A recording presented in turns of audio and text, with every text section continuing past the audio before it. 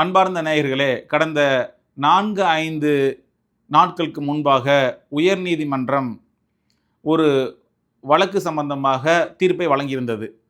அந்த தீர்ப்பு குறித்து சட்ட வல்லுநர்களும், அறிஞர்களும், அரசியல் விமர்சகர்களும் பல கருத்துக்களை தெரிவித்திருந்தார்கள். அது என்ன வழக்கு, என்ன தீர்ப்பு அப்படின்னா, கடந்த 10 ஆண்டுகளுக்கு முன்னதாக 2016ஆம் ஆண்டு தமிழ்நாட்டு சட்டமன்ற தேர்தல் நடக்குது. அந்த தேர்தலில் திருநெல்வேலி மாவட்டத்தில் உள்ள ராதாபுரம் தொகுதியில் போட்டியிட்ட முன்னாள் சபாநாயகர் அப்பாவு அவர்கள் தோற்றதாகவும், அவரை எதிர்த்து போட்டியிட்ட இன்பதுரை அவர்கள் வெற்றி பெற்றதாகவும் அறிவிக்கிறாங்க.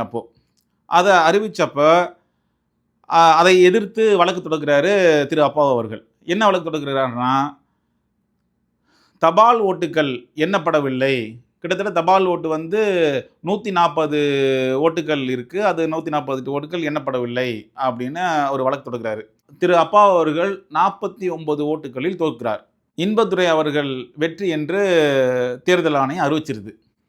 இப்போ அந்த 140 தபால் ஓட்டுகளையும் எண்ணியிருந்தால் அவர் வெற்றி பெற்றிருப்பார். அது என்னலை அப்படிங்கிறதான் அவருடைய வழக்கை 2016 அந்த தேர்தல் வாக்கு எண்ணிக்கை நடந்த முடிந்த உடனே அவர் வழக்கை தொடர்கிறாரு.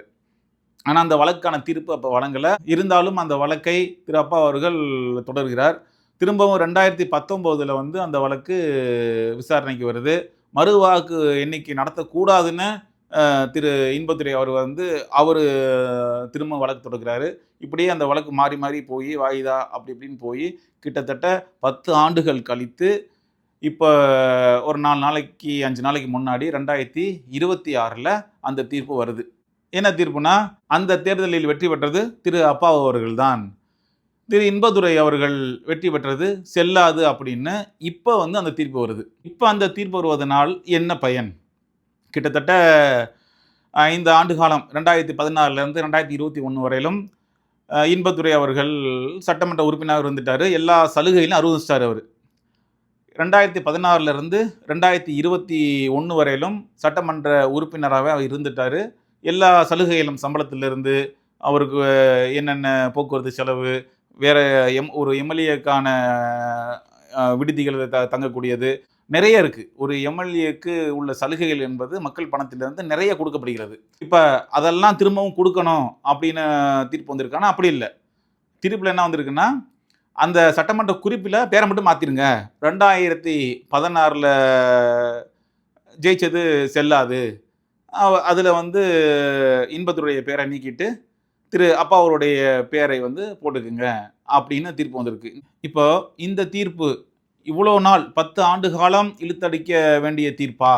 இது உடனடியாக கொடுக்க முடியாத தீர்ப்பானா? அப்படி கிடையாது. இது மற்ற வழக்குகளை போல அல்ல. உடனடியாக மறுவாக்கு எண்ணிக்கை வைத்து உடனே கொடுத்துருக்கலாம். ஆனால் இன்பதுரை அவர் மேல்முறையீடு அது இதுன்னு வாய்தா இப்படி எல்லாம் போட்டு அவர் இழுத்தடிச்சு கிட்டத்தட்ட 10 ஆண்டுகள் ஆயிடுச்சுன்னு வைங்களேன். இப்போது திரு அப்பாவு அவர்களுக்கு மட்டும் இல்லை, அவருக்கு ஓட்டு போட்டாங்கல்ல அந்த மக்களும் ஏமாற்றப்பட்டிருக்காங்கல்ல. 10 ஆண்டுகள் கழிச்சு இப்போ அவங்க யாருக்கு ஓட்டு போட்டாங்கன்னா அந்த தொகுதிக்குடைய எம்எல்ஏ அப்பாவு தான். ஆனால் அவர் வெற்றி பெற்றிருந்தாருன்னா அந்த மக்களுக்கு தேவையானதை அவர் செஞ்சுருப்பார். இப்போ அதுவும் அந்த மக்களும் ஏமாற்றப்பட்டிருக்கிறார்கள். அது மட்டும் இல்லை, இந்த தாமதமான தீர்ப்பினால் மக்கள் வரி பணத்திலிருந்து தோல்வியுற்ற ஒரு சட்டமன்ற உறுப்பினருக்கு நிறைய சலுகைகள் சென்று அடைந்திருக்கு என்று, தாமதமாக கொடுக்கப்படும் நீதி அநீதிக்கு சமம் என்று உலகம் முழுவதும் உள்ள ஒரு தத்துவமாக இருக்குது என்று சட்ட வல்லுநர்களும் அரசியல் விமர்சகர்களும் அறிஞர்களும் தங்களுடைய கருத்துக்களை தெரிவித்திருக்கிறார். இதுதான் இந்த வழக்குடைய சாராம்சம். நன்றி.